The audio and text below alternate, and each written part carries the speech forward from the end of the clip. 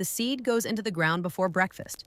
Not after planning, not after reading about it, not after buying special soil amendments from a store that did not exist yet. Into the ground, into whatever ground was available, pressed down with a thumb that already knew from muscle memory exactly how deep. Was deep enough for that specific seed, in that specific season. No measuring, no germination tray, no grow light. The seed went into the earth the way it had gone into the earth for 10,000 years before that morning, and it grew because the earth knew what to do with it and the family knew what to do with the earth.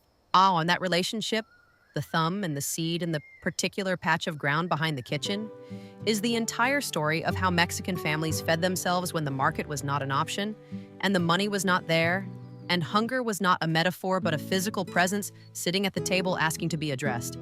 The answer was always the same. Go to the ground, know what the ground will give you. Grow what feeds you the most for the least amount of effort, water, and space. Waste nothing the plant produces. Save every seed for the next season. Run the system continuously so there is no gap between harvest and planting. No week where the garden is empty and the family is waiting. The first vegetable in this story is not exotic and it is not forgotten. It is the nopal, the prickly pear cactus pad, and it is first because it was always first. Because it grew in places where nothing else would bother and it asked for less water than any food plant on this continent, and it produced more nutrition per square meter than almost anything else a family could put in the ground. Young nopal pads, the small bright green ones no wider than an open hand, emerge continuously from the base of an established plant, as long as you harvest them correctly, cutting at the joint with a clean knife rather than tearing, which would damage the growth node. An established nopal plant in a 2-meter patch produces enough young pads to feed a family 3 times a week through the hot season, when other vegetables collapse in the heat. It contains calcium at levels that rival dairy, soluble fiber that slows sugar absorption into the blood, and mucilage compounds that soothe the digestive tract after the heavy, salt-preserved, chili-heavy foods of a tight money season. Today, they sell nopal water for 60 pesos a bottle in the city. Your grandmother grew the source plant from a single pad, pressed into dry soil, and waited 6 weeks. But here is where the genius starts. The second vegetable grew in the shade of the nopal without being planted. Quilites, the broad category of wild greens that colonize disturbed soil and garden edges, and the base of established plants without any human intervention whatsoever. Quilites include lamb's quarters, pigweed, wild amaranth, and a dozen other species that modern agriculture classifies as weeds and destroys with herbicide. Your ancestors classified them as a second harvest that cost 0 seeds, 0 water beyond what fell from the sky, and 0 labor beyond the bending to pick them. Lamb's quarters alone contain more iron per gram than spinach, more calcium per gram than milk, and more protein per gram than most cultivated leafy vegetables. It grows in every disturbed soil in Mexico from sea level to high altitude. It is ready to harvest within 4 weeks of germination, and it regenerates from the base after cutting so that one plant provides multiple harvests through the season. The family that knew their quilites never went without greens regardless of what the market cost that week. The third vegetable is the chayote, a climbing vine of extraordinary generosity that produces more food from a single plant than most families could consume before the next harvest. One chayote vine, trained up a simple trellis of cut branches tied with maguey fiber, produces 50 to 200 fruits per season, depending on water availability and the age of the plant. The fruit is eaten young when its skin is still tender, and its flesh mild and sweet. The mature fruit is eaten cooked when the starch has developed and it becomes filling and substantial. The young shoots of the vine are eaten as a green vegetable, tasting of fresh green beans with a hint of cucumber. The large tuberous root that develops in an established plant after several seasons is starchy and dense, eaten boiled like a potato. Every part of the chayote contributes to the food supply. A family that planted one chayote seed against the south-facing wall of the house had food from that single planting for a decade because the established root overwinters and regrows each spring without replanting. Listen to me. The fourth vegetable is the episode plant, and it belongs in this list not only as a herb but as a functional vegetable that was eaten in quantity, not sprinkled as a garnish. Young epazote leaves added in abundance to beans, soups, and corn dishes contribute iron, calcium, and the compound esquerito, which is anti-parasitic, and which made epazote essential medicine in households where children played in soil and intestinal parasites were a constant practical concern. Episode is a perennial that reseeds itself so aggressively that once you have established it in your garden, you will never need to plant it again. It grows in poor soil. It survives drought. It competes successfully against other weeds for space. It requires nothing from you and gives you continuous harvests of functional food and medicine from a plant that most modern gardeners pull out when they find it growing uninvited. The family that left the episode alone ate better and stayed healthier than the family that weeded it out in favor of something they had to buy. The fifth vegetable is the verdolaga, purslane, and it is one of the most nutritionally dense plants that grows on this planet, which makes it particularly remarkable that modern agriculture considers it a weed and that modern families throw it away when they find it growing between their patio tiles. Verdolaga contains omega-3 fatty acids, specifically alpha-linolenic acid, at concentrations higher than any other leafy vegetable known to nutritional science. It contains more vitamin E than spinach. It contains significant amounts of vitamin C, magnesium, potassium, and iron. It grows flat against the ground in the cracks between anything, stones, bricks, compacted soil, and it regrows from root fragments left in the ground after pulling so effectively that removing it is essentially futile, which is exactly why your grandmother stopped trying to remove it and started cooking it instead. Sautéed in the fat, left in the pan after cooking chorizo, finished with tomatillo and chile, it becomes a dish that the restaurant in the city charges 200 pesos for and calls gourmet. Your grandmother called it what grew between the stones, and it was free every morning she wanted it. The sixth vegetable is the hierba santa plant, not only as a flavoring, but as a genuine leafy green eaten in substantial quantities in Oaxacan and Veracruz ranch cooking. The large velvety leaves contain volatile aromatic compounds that contribute their anise pepper flavor to tamales, soups, and wrapped fish dishes, but they also contain meaningful amounts of protein for a leafy green, iron, and calcium. The plant grows as a perennial shrub in moist corners of the garden, reaching shoulder height in a single season, producing enormous leaves continuously from spring through fall, and regrowing reliably each spring from its established root system. One hierba santa plant in a damp corner of the yard provides more herb material than most families can use, which meant surplus leaves were dried for the dry season, ground into powder for flavoring soups and sauces, and traded with neighbors who did not have a plant of their own. Forget the expensive nursery starts. The seventh vegetable is the chipilín plant, a leguminous shrub native to southern Mexico and Central America. And it belongs in this list as one of the most complete nutritional contributions a single plant can make to a family's diet. Chipilín leaves contain approximately 23% protein by dry weight, making them among the highest protein leafy vegetables documented anywhere in the world.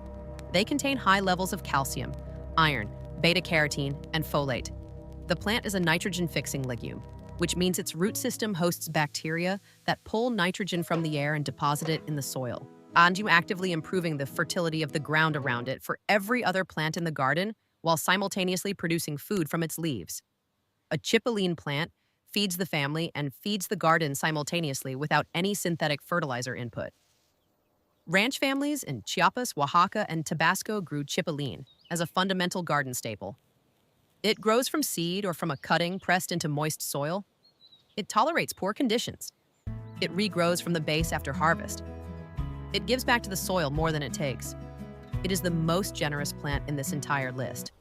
The eighth vegetable is the cepiche, a smaller aromatic herb used primarily in Oaxacan cooking. But beyond its culinary role, it represents the broader category of perennial aromatic herbs that established ranch families maintained as permanent fixtures in the garden precisely because a perennial requires planting only once. Perennials were the financial backbone of the kitchen garden in tight money households because they produced year after year from a single investment of a seed or cutting. Cepiche, hierba santa, epazote, rue, and hierba buena, all perennials, all requiring nothing beyond the initial establishment, all producing continuously from their permanent position in the garden. The annual vegetables, tomatoes, chilies, squash, required replanting and were therefore subject to the risk of seed cost and germination failure. The perennials were always there. They were the garden's guaranteed income and the portion of the food supply that required no financial reinvestment season after season. The ninth vegetable is the black bean plant itself, grown not just for its beans, but for its leaves, its young pods, and its nitrogen-fixing contribution to the soil. Young bean leaves are edible and nutritious, eaten in soups and stews in regions where the knowledge survived the transition to industrial agriculture. The young green pods, harvested before the seeds inside mature fully, are eaten as a green vegetable. The mature dry beans are the long-storing protein staple.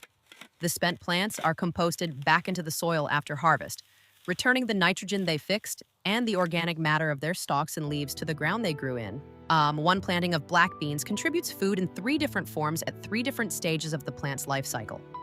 Ranch families harvested sequentially, young leaves in early season, green pods as they formed, mature beans at full season's end, and extracting the maximum food value from the same seeds they had planted in the spring. Listen to me. The 10th vegetable is the calabaza, the traditional Mexican squash. And it earns its place in this list not only for its fruit, but because every part of the calabaza plant is edible and nutritious. The flowers, harvested in the morning before they close, are eaten in soups, quesadillas, and sautéed with garlic and epazote. The young, tender leaves and vine tips are eaten as greens. The immature fruit is eaten like a vegetable when its skin is still soft.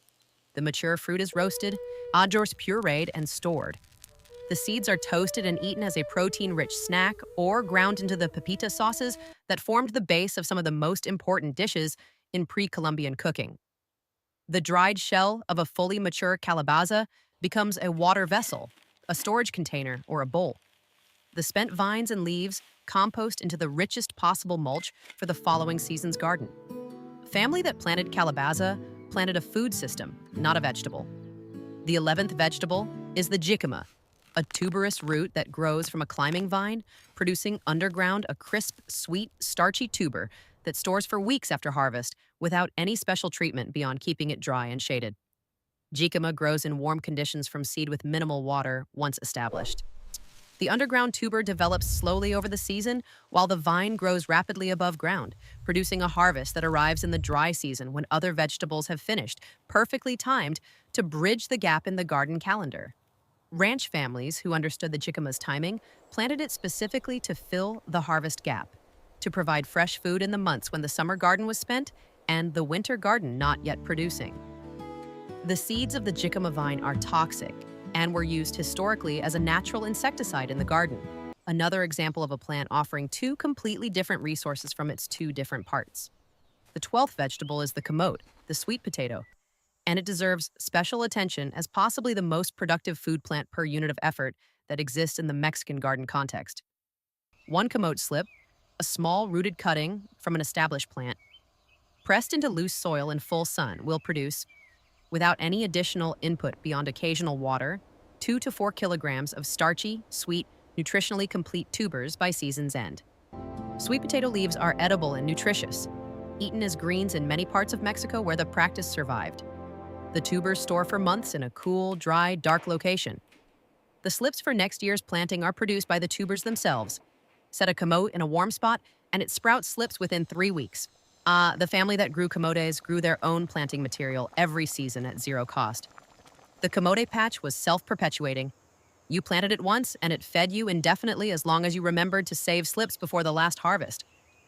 The 13th vegetable is the huauzontle, an ancient Mexican grain green that most modern Mexican families have never encountered, which is a tragedy measured in nutrition lost. Huauzontle is a relative of quinoa, a chenopod native to Mexico, cultivated for its protein-rich seed clusters and its edible leaves simultaneously. The plant grows in poor soil, tolerates drought, produces seed heads at the top of the plant that are harvested and eaten as a green vegetable when the seeds are still immature and the clusters still tender, then allowed to mature fully for the dried grain harvest. The leaves throughout the growing season are eaten as quelites. The dried seeds are ground into flour. One plant produces food in 3 forms across one growing season. Ranch families in central Mexico, particularly in Puebla, Tlaxcala, and Mexico City's surrounding valley, maintained huauzontle as a kitchen garden staple.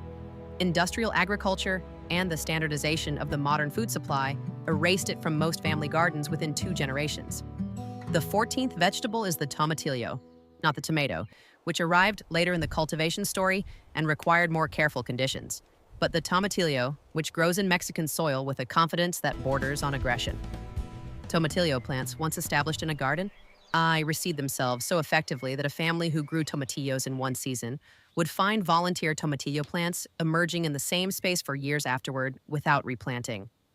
The husk-enclosed fruit protects itself during growth from most flying insect pests. The plant tolerates poor soil and irregular water. It produces prolifically across a long season. The fruit keeps for weeks in its papery husk after harvest without refrigeration. The acid in the fruit is a natural preservative. Tomatillo-based sauces ferment into a more complex, longer-lasting product than tomato-based ones. Ranch families relied on the tomatillo as their most dependable sauce base precisely because of its reliability and its natural keeping quality.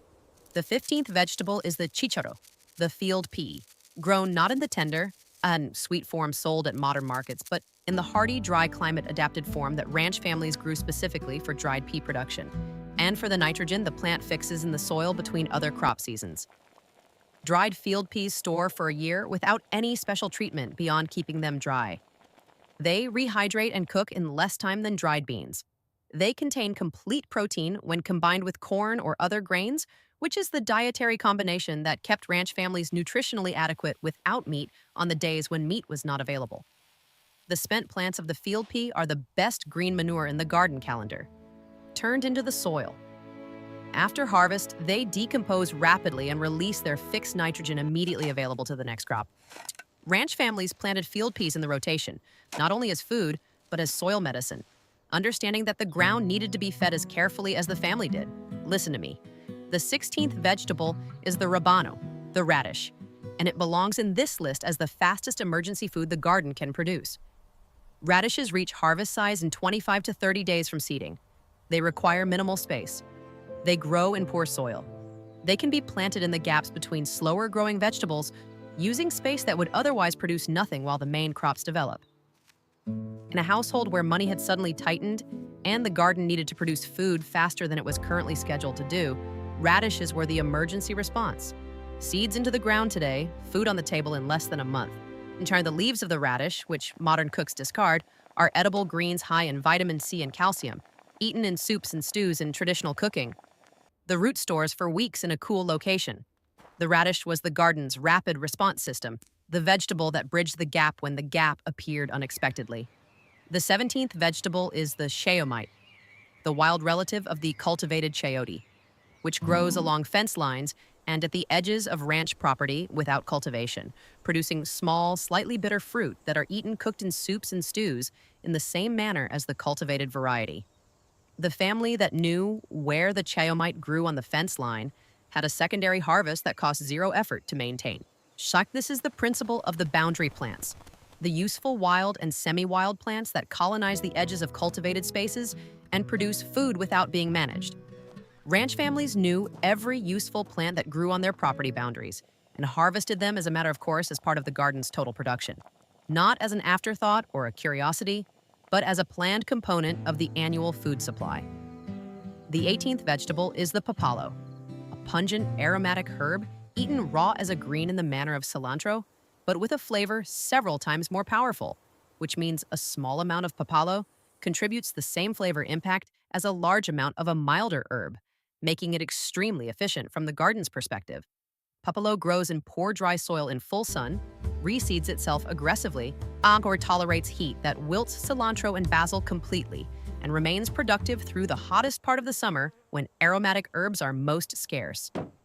In the Pueblan tradition, papalo is eaten raw on tlayudas, in soups, and on tacos.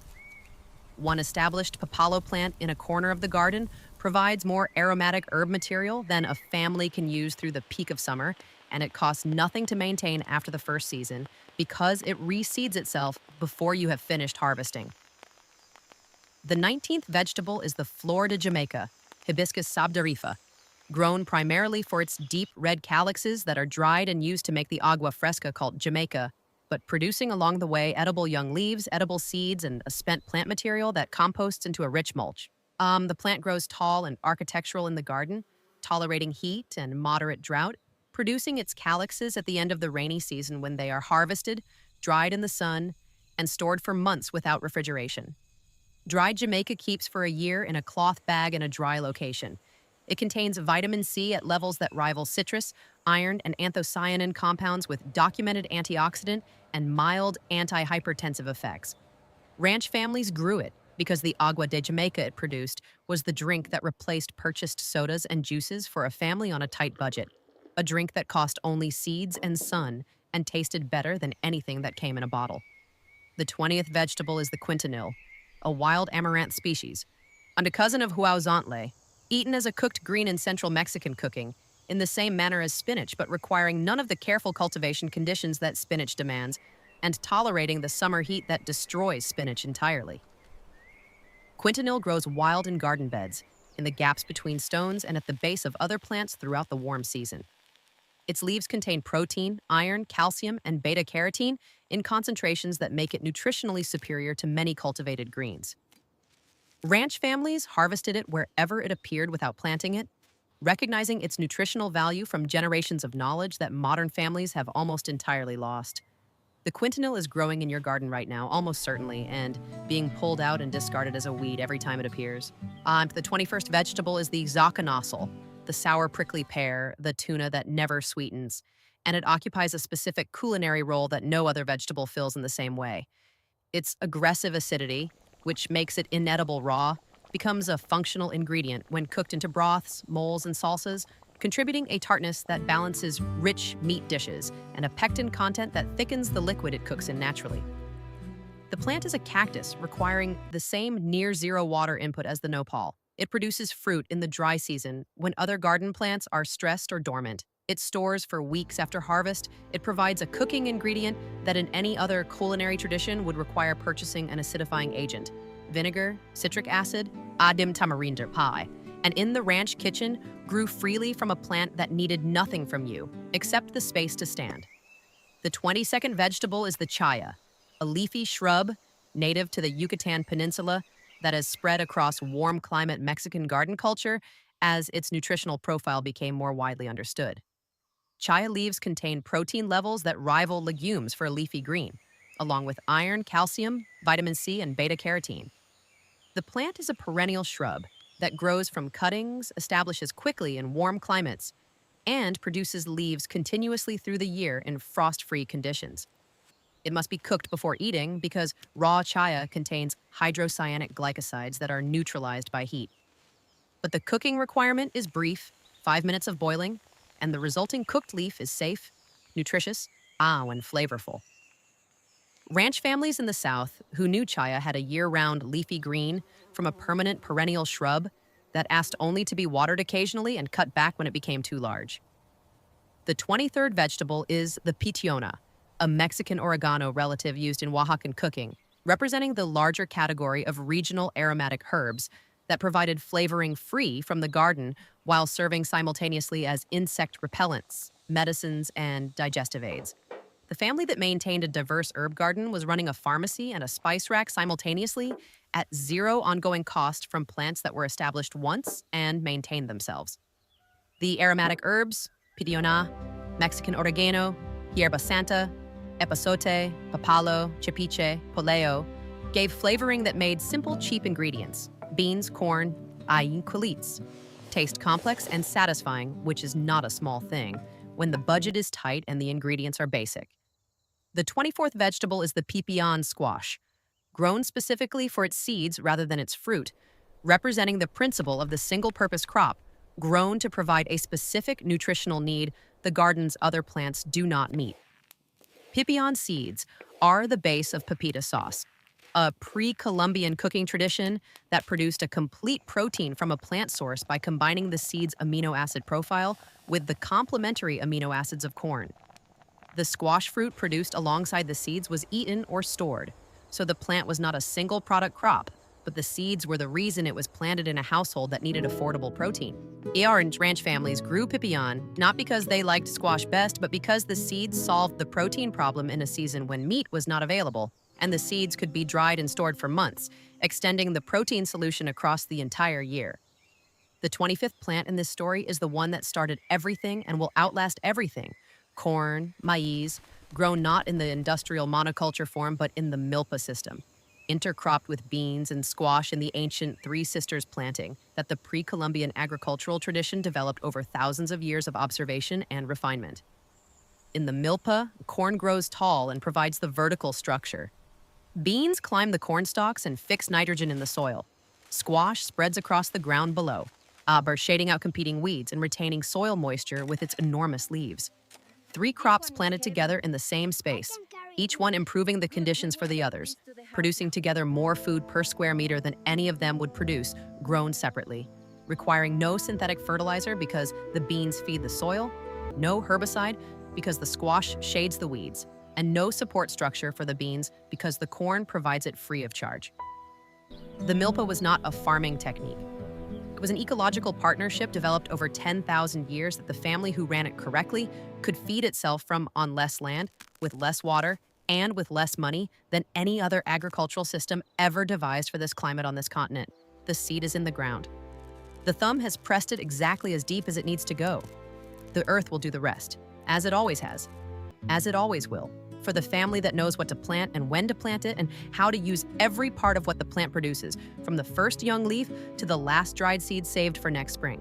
That seed in your hand is not a vegetable. It is a year's worth of food and a generation's worth of knowledge, compressed into something small enough to hide in a closed fist and powerful enough to feed a family through anything the world decides to throw at them. Plant it,